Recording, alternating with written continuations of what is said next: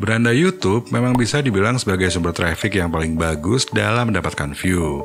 Video saya yang mendapatkan 2 juta view, saat ini view terbanyaknya datang dari Jelajah alias beranda YouTube. Tapi untuk yang baru mulai, mendapatkan banyak view dari beranda itu susah banget. Karena tingkat persaingannya juga nggak kaleng-kaleng dan video kita harus bersaing dengan berbagai macam video dari channel-channel besar. Nah, jadi solusinya adalah target halaman penelusuran YouTube. Ini video saya satunya lagi yang dapat 2 juta view dan saat ini masih mendapatkan ribuan view dari halaman penelusuran YouTube. Video saya yang pertama kali mendapatkan ratusan ribu view, saat ini masih mendapatkan sedikit view dari halaman penelusuran. Padahal sudah diupload 2 tahun lalu, dan total view yang didapat oleh video ini paling besar memang datang dari halaman penelusuran. Dari apa yang tadi saya tunjukin, halaman penelusuran bisa menjadi sumber view bagi YouTuber yang saat ini masih kesulitan untuk dapat view dari beranda. Dan enaknya mentarget halaman penelusuran itu, kita bisa terhindar dari persaingan yang tinggi.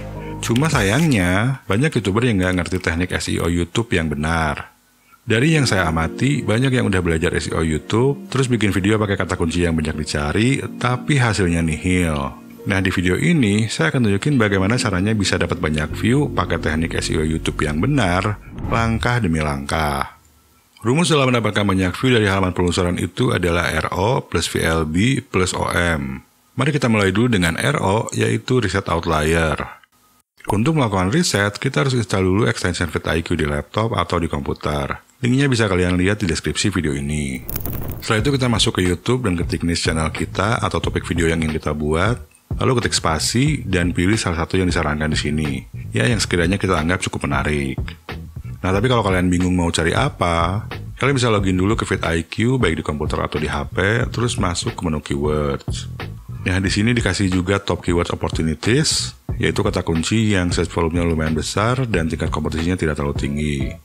Teman-teman juga bisa ketik topik utama channel di sini. Nah, terus di sini klik matching terms. Tapi karena pakai yang gratis, saya cuma dikasih 4 variasi kata kunci saja. Kalau kalian pakai yang berbayar, kalian bakal dikasih lebih banyak variasi kata kunci.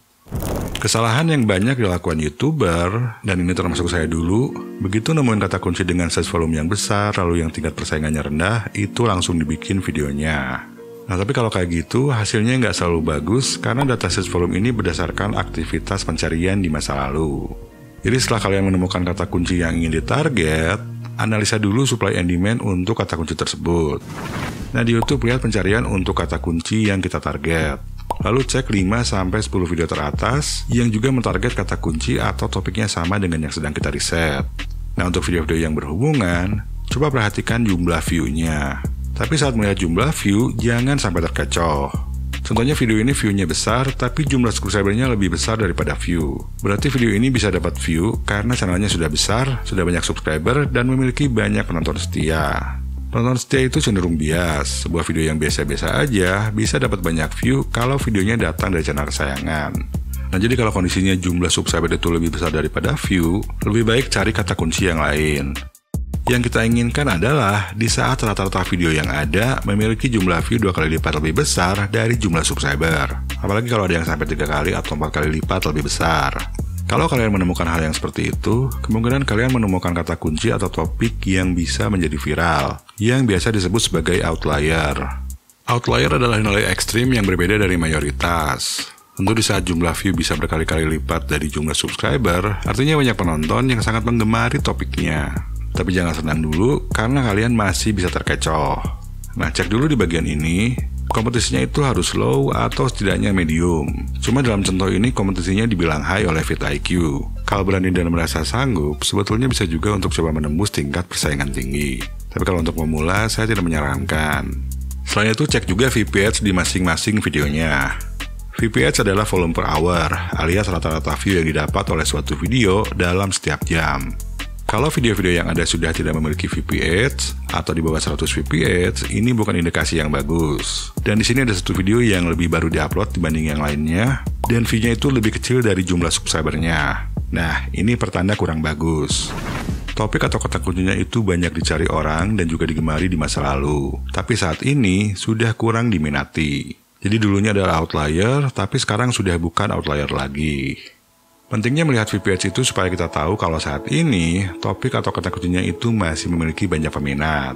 Dan kalau ingin yang potensi view-nya itu cukup tinggi, cari yang VPH-nya itu rata-rata masih 500-an ke atas. Tapi ini tergantung juga dengan ukuran marketnya. Contohnya untuk topik itu berapa mula, itu marketnya nggak terlalu besar. Nah jadi saya nggak selalu berharap untuk nemuin outlier.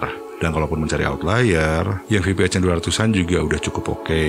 Dan memang nemuin outlier itu nggak gampang, tapi kita bisa luangin tiap hari 1-2 jam untuk cari outlier.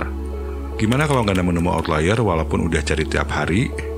Nah pertama-tama, kalian cari dulu berbagai macam variasi kata kunci yang berhubungan dengan channel kalian. Kalau kalian pakai vidIQ versi berbayar, kalian bisa dapat banyak kata kunci dengan sangat mudah. Tapi kalau pakai yang gratis kayak saya, kalian harus lebih kreatif.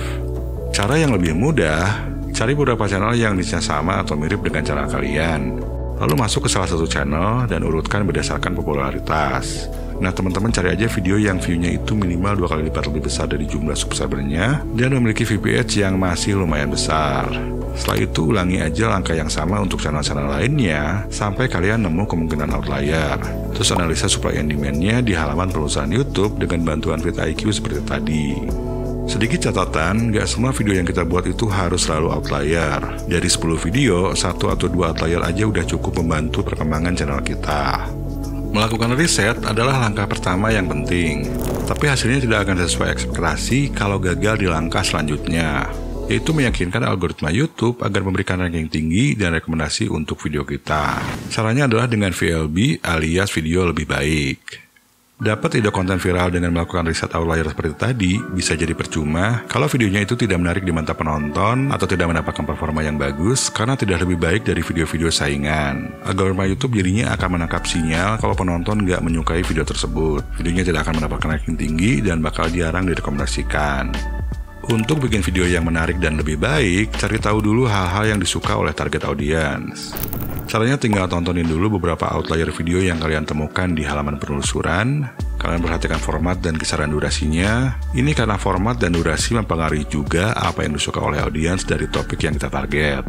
Ada grup audiens yang suka pembahasan panjang, ada yang suka pendek, ada yang suka vlog, podcast, talking head, dan lain-lain. Audiens di setiap market itu sifat dan perilakunya berbeda-beda. Nah lalu pelajari detail serta elemen-elemen yang ada di video-video tersebut. Dan perhatikan kualitas secara keseluruhannya itu seperti apa. Selanjutnya baca komen-komen yang diberikan karena di situ suka ada feedback dari viewer. Jadi kalian bisa tahu kelebihan dan kekurangan video tersebut. Dengan mempelajari video-video yang sudah berhasil dapat view tinggi, kalian bakal lebih tahu apa yang disuka dan tidak disuka oleh target audiens. Dan hal ini juga bisa membantu di saat kalian nggak nemuin ide yang outlier. Untuk bikin video yang lebih baik, ada 3 cara yang bisa dilakukan. Cara pertama, tambahkan informasi baru dan bikin lebih detail, atau bikin lebih menghibur. Cara kedua, bikin video dengan kualitas produksi yang jauh lebih baik. Ini bisa dari segi editing, audio, shot, grafik, musik, dan aspek production value lainnya. Cara yang ketiga, perkenalkan angle baru yang unik. Teknik yang cukup mudah dalam mendapatkan angle baru yang unik, gunakan angle yang terbalik.